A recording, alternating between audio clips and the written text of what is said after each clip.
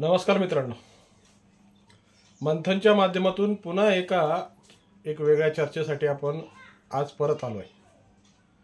मंथनच्या माध्यमातून नेहमी आपण सामाजिक विषयावर चर्चा करतो आणि सामाजिक विषयांचीच उकल करण्याचा प्रयत्न करतो आणि ही उकल मला वाटतं की सर्वसामान्य माणसाच्या प्रश्नाशीच निगडित असावी, कारण सर्वसामान्य माणसाचे प्रश्न सुटले तरच देशाचा विकास होईल हे माझं मत आहे आणि हे कदाचित तुमचंही मत तेच असेल।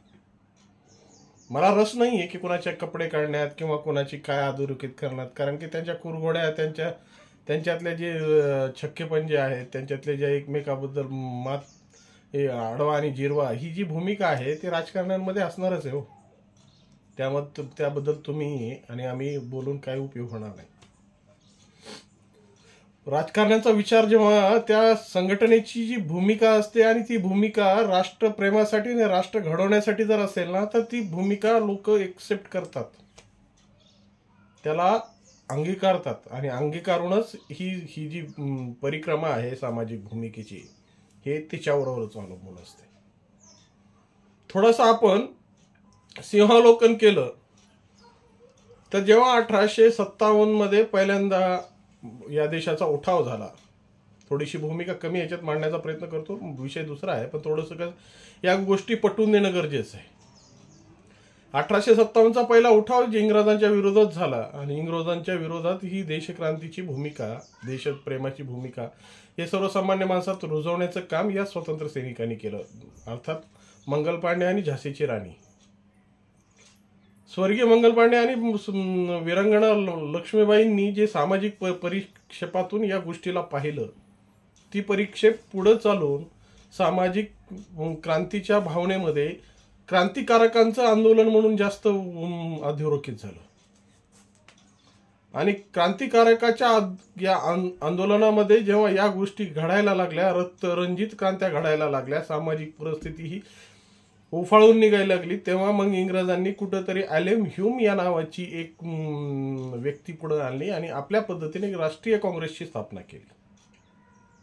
राष्ट्रीय काँग्रेसच्या स्थापनेमागे ॲलेम ह्यूमच्या आणण्याच्या मागे एकच उद्देश होता की ॲलेम ह्यूम आल्यानंतर जो भारतीय असंतोष आहे तो त्याला कुठेतरी एक मार्गक्रमित करावं आणि जो आपल्यावरचा संताप आहे तो त्याचं प्रमाण कमी करावं, म्हणजे अर्ज विनंत्या वगैरे, मग गोखले, आगरकर यांच्यासारखी मंडळी, पुन्हा लोकमान्य टिळक, हे जे सगळ्या गोष्टी घडत गेल्या हे या गोष्टी फक्त राष्ट्रप्रेमासाठी होत्या, राष्ट्रहितासाठी होत्या। गोखले आणि आगरकरांनी जी भूमिका मांडली ती लोकमान्य टिळकांना मान्य नव्हती, पण लोकमान्य टिळक हे जहालमतवादी पण काँग्रेसच्या विचारसरणीतून स्वराज्य आणि स्वदेशीचा प्रसार करणारे विचारक ठरले। त्यामुळे सामाजिक क्रांतीमध्ये भारतीय विचारसरणी ही रुजवली आणि त्यामुळे काँग्रेसचा जो काही कार्यकाल होता तो चांगल्या पद्धतीने या देशावर देशाच्या जनमतावर प्रेरित झाला। पण आगामी काळात ज्या पद्धतीने आज भाजपा प्रत्येक राष्ट्रव्यापी एक धोरण अवलंबून देशाच्या या महासागरामध्ये आपलं एक अस्तित्व तयार करते, त्याच्या मागेही हाच उद्देश आहे की सामाजिक भूमिका त्यांनी राष्ट्रहिताची ठेवली। तर सगळ्या गोष्टीचं जर थोडंसं अवलोकन केलं तर सगळ्या गोष्टी फिरतायत त्या राष्ट्रहिताच्या बाजूनं। स्वर्गीय बाळासाहेबांनी जी भूमिका घेतली होती ती राष्ट्रहित आणि धर्महिताच्या संदर्भातून घेतली होती। त्यामुळे खूप बाळासाहेबांच्या आंदोलनाला कधी कार्यकर्ते हे प्रवासाने किंवा गाड्या करून बोलवण्याची गरज नव्हती, कार्यकर्ते स्वयंप्रेरणेने येत होते। आज ज्या भूमिका ज्या लोकांनी बदलल्या त्या भूमिका त्यांना आज समाज उत्तर देत आहे, पण या सामाजिक पातळीवर जर थोडासा विचार केला आणि थोडीशी मीमांसा केली ना, तर खऱ्या अर्थाने ह्या सगळ्या घटना आणि सगळ्या गोष्टी हे सर्वसामान्यासाठी अवलंबून आहेत।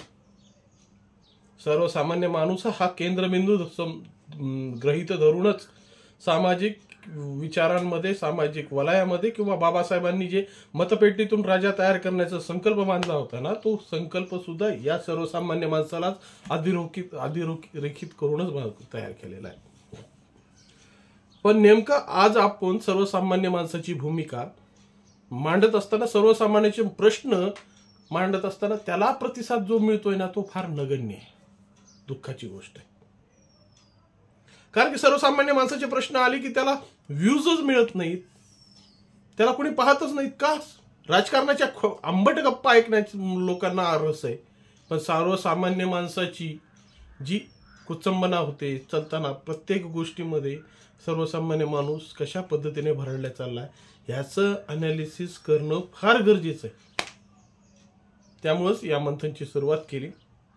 भले व्ह्यूज कमी मिळतील, तुम्ही ज्यांना आपलंसं वाटतं ते पाहतील, ज्यांना नको वाटतं, ज्यांना आंबट गप्पा ऐकायच्या, ज्यांना यांच्यावर चिखलफेक त्यांच्या चिखलफेक ऐकायची, त्यांना त्यांचा मार्ग मोकळा आहे. पण फक्त एकच हात जोडून विनंती कळकळीची की आपल्या प्रश्नांकडं, आपल्या समस्यांकडं थोडंसं अनुकरण करा, आत्मविवेचन करा, आणि या विवेचनातूनच सामाजिक परिस्थिती ही चांगल्या पद्धतीने आणि चांगल्या उद्देशाने पुढे येईल, एवढंच आशा बाळगतो. नमस्कार.